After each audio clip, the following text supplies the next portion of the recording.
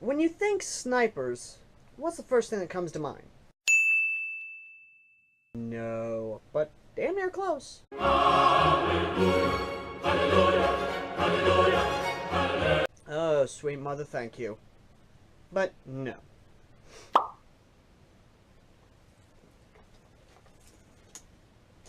Really? No. Well, close. But let me explain myself.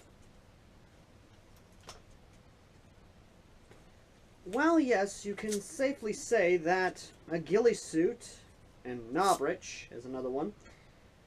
We can safely say that sniping in airsoft has kind of become the now fad of all things. And everyone and their mother is going for a bolt-action sniper rifle, and obviously this. But I think you'll be surprised when I actually give you the answer.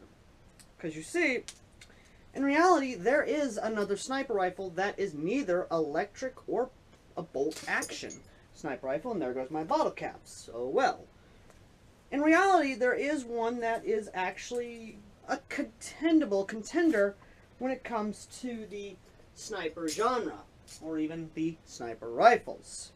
What I mean by this is that, while yes, bolt-action snipers are in fact a staple of airsoft sniping, there is still one more to be content with. One that has gone so far under the radar that you might not think it's a sniper rifle. But before I get to that, I have to ask a question.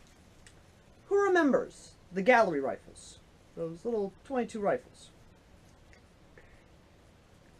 Correction. I think I should ask, who remembers the pump rifles?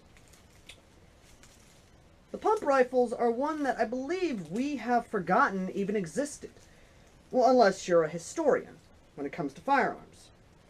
The pump rifles were one of those guns that was an intermediate between bolt actions and lever action rifles.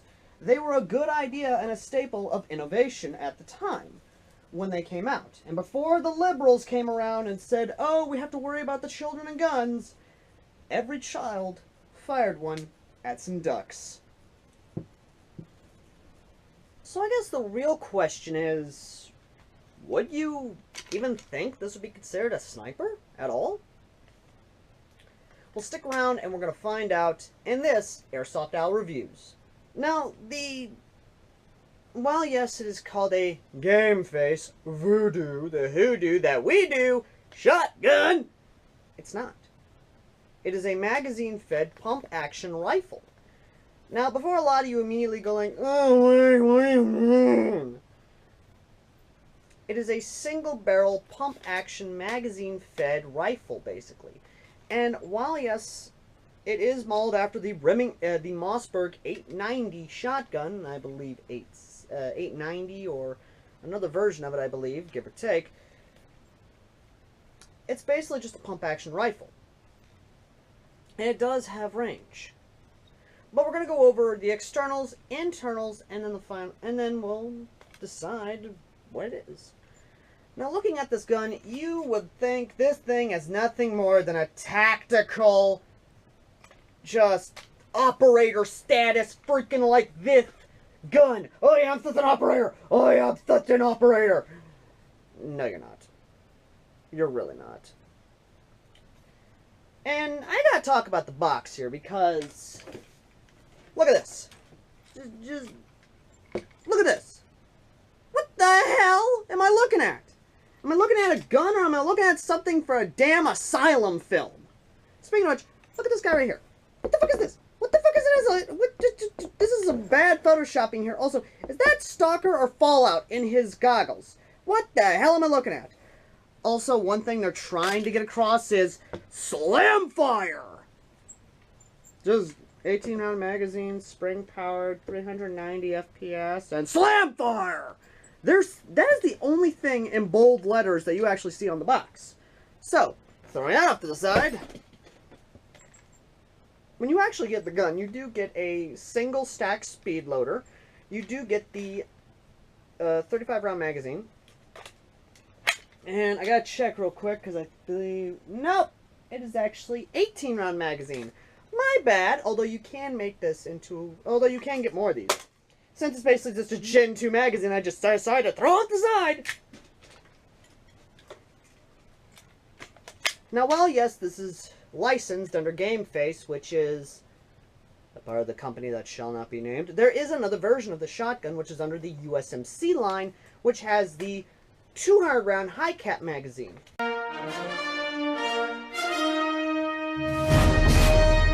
Which I recommend you get, because, well, one, you get a much more stabler and much better looking shotgun, in my opinion. Or rifle, in my opinion. I'm going to have to catch myself, because it's been a long time since I've actually talked about a pump rifle. All of it's basically tactical. Now, thankfully enough, the tack rails on the side you can remove, and it doesn't do anything to this. They're just there to hold on to. And the stock itself we're going to talk about is you can unscrew this and completely remove the stock off, but you cannot attach any other style of stock except for the one on here. And if you do try to attach another stock on here, you're going to have to modify it a bit by dremeling the hell out of it all the way through in order for it to actually work on this thick-ass tube. Now, speaking of that, the pistol grip itself is the only pistol grip you're going to get, which it's a standard AR pistol grip, which I'm not a big fan of. I would have liked for something else entirely, but okay. And the hop-up and the tack rail here on the back, while yes, removable, I kept on there because you can actually put a sling mount on there, which you can get. You can actually just pop it on there and actually have it like this with your single point and be able to basically pull it up. Now, the sling that comes with it is something I want to talk about because the sling is not exactly the best sling. It has this cute little thing on one end, and you have the actual standard thing you'd see on there. It's just a basic nylon sling that you could probably get for maybe 25 cents in anywhere, really. The pump itself is actually something interesting. Now, you probably could modify other pumps to where you could have a grip pump on here or something else, but the pump itself you can remove by unscrewing that. And even the disassembly of this gun is actually fairly simple. All you have to do is unscrew this. You can take off the barrel. You can actually take out this. But be forewarned, if you want to take this gun apart and upgrade it, like I know a lot of you want to, you're going to have to put this under boiling water to let the glue melt off from this tube so you can actually unscrew it off.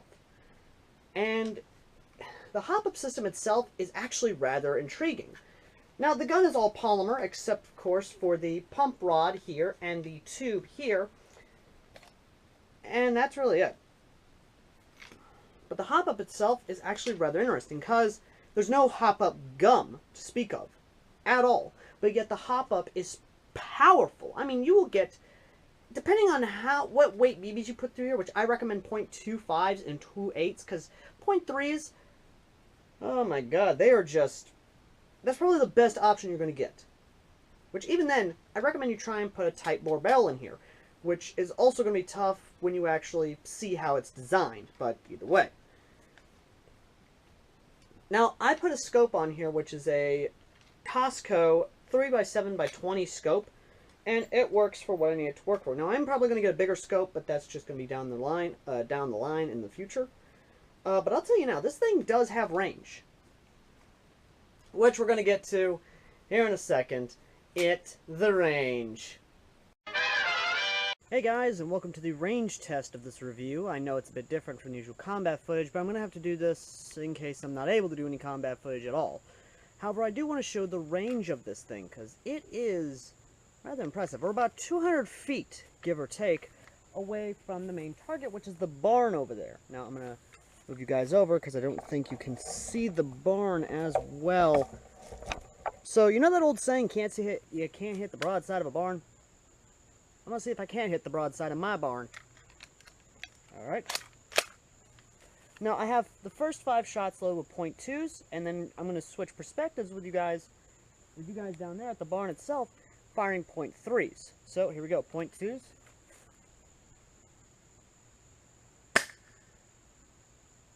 Let me adjust the sight here, because I have to zoom in a bit. Actually, I'm going to adjust the hop up just a tiny bit, because that was with no hop, but that was about 190, 195, give or take.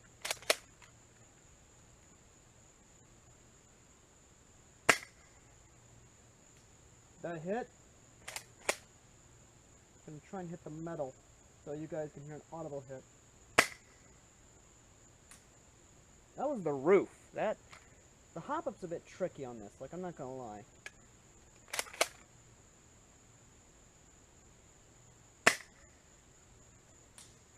Roof again.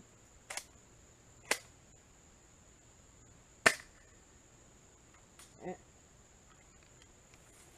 roof again. Jesus! Alright, I'm gonna put you guys down there with the .3s now, and you're gonna see this thing hitting the barn from about beyond 200 feet, basically, because I think this is 200 feet. I'm not sure. So we're gonna put you guys down that way, and you're gonna see and you're gonna see some .3s hitting. All right, all right.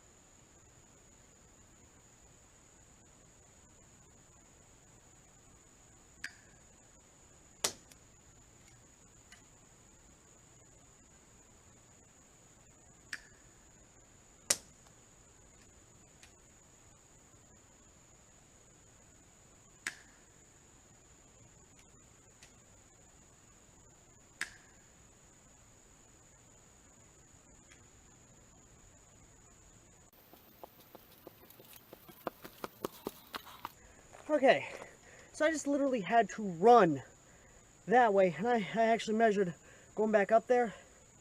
That was 237 feet from this barn door to my house. 237 feet.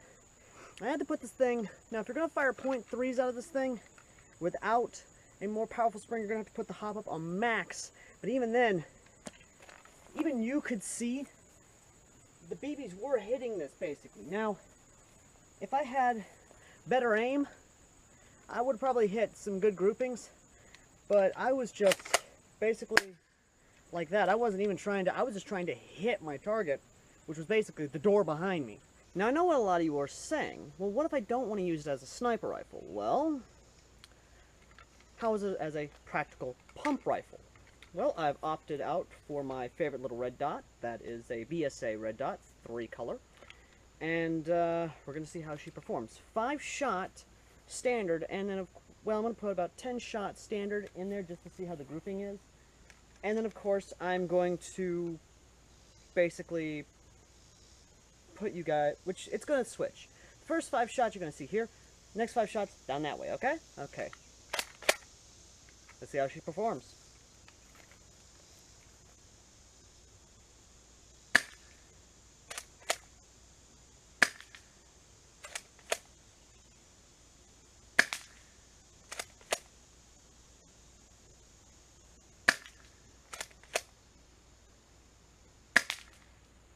I have to aim upward now, because that's 20-foot engagement.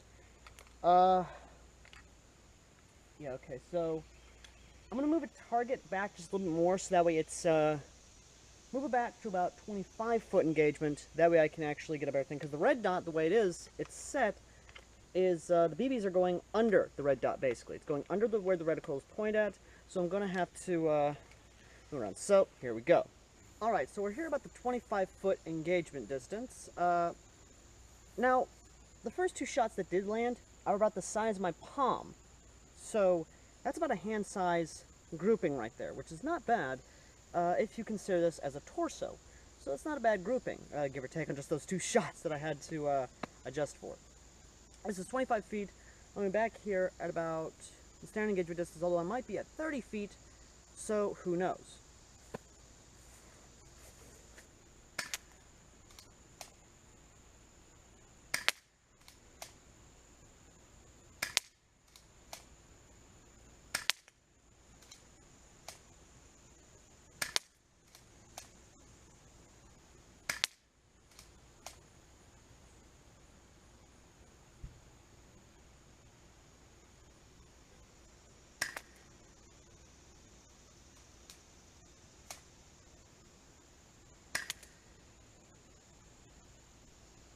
Okay, so another palm-sized grouping, give or take, which, let me go ahead and take off the glove here because I know you want to see that. That is roughly a palm-sized grouping right there. So that's not too bad, but the hop-up is kind of finicky on this. So you want to be careful when you use the hop-up on this. But then again, I am using 0.2 BBs instead of 0.3s like I usually do. So there is the kicker. Now, I know a lot of you are asking, why would I ever use slam fire? Because I know a lot of you are probably questioning about the slam fire feature. Well, in my opinion, the only reason you would ever use slam fire is you've taken it off the sling, you're getting ready to reload the magazine, but someone comes up on you, and this basically happens. Oh god! It's literally panic fire. That's the only reason you would have slam fire on here.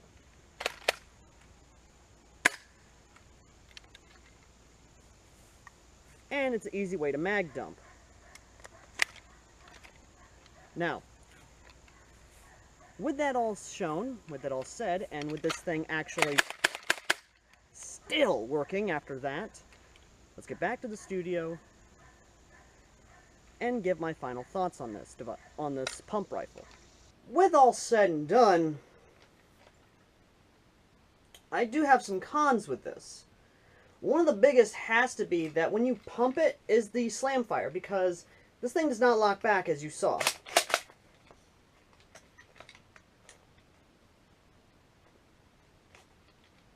Now, granted, that feature's been broken, thankfully enough, but before, you could actually fully do this. You could actually pump it back, pull the trigger, and this thing would fire forward.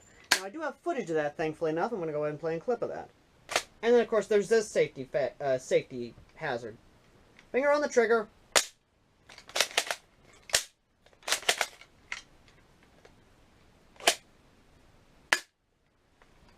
Now, the slam fire feature, while yes, is a now staple of things like this, I think it's a bad idea. For a few reasons, but I'm going to get into that in a second. Another thing I don't like about this gun is the hop-up itself being so damn sensitive. I'm not even joking on this. You just give this thing a little love tap, just little love tap, just tap, tap, tap, little love tap, and your BB will be flying all over the goddamn place, and probably be flying way off to the goddamn right, or way off to the goddamn left, or so high fucking up that it will land behind the target you're firing at, which means you have to fucking compensate for firing the goddamn thing, because you ain't gonna hit the son of a bitch. Whew, okay. The buffer tube's also another problem entirely, but you already know about that. I'm not a big fan of the AR grip because, honestly, this little plastic bit right here actually does cut into you, so you're going to have to fully wear gloves if you're going to use one of these, or try and get the rifle version that actually has a rifle stock in it. But even then... Which, by the way, that's weird that I can actually do this. I can actually, without any kind of discomfort, I can actually use it like this. What the hell? Okay. That's a first. But with it all said and done, be it a pump rifle or a pump sniper rifle, this gun is indeed for you on a budget if you want to be different from all the bolt action snipers and the Novrich guns and this and that and I'm the fucking operator. I'd recommend this. But you're not here for recommendations. You're here for the final score. With all said and done, with all the knickknacks and all just... The gun gets no more, no less than an 8 out of 10. It is a good buy. At $35, plus tax of course, this thing is indeed in the common man's budget. This thing is a modder's dream. Hell, you don't even have to mod the hop-up. The hop-up is fucking amazing. You can just pop a more powerful spring in this thing and just go to town right out of the box if you want, because this thing is good out of the box. It is a sniper rifle just turned to a pump action instead of a bolt action or a semi-auto or even an AEG. This is your gun if you want to be different on the sniping scene. It's not a shotgun if people try to correct you and say, oh, it's a shotgun. No. This thing is a pump rifle. Just like the Remingtons. And I think Winchester did make a few pump rifles themselves. But, with that said and done, I do ask that you guys do give this a try and judge for yourself whether this is your bag as a sniper or just as a pump rifle in general. And as always, guys, I've been AirsoftAl, and I will see you guys in the next video. Until next time. Spooky, scary skeletons and shivers down your spine. Shrieking skulls will shock your soul. Seal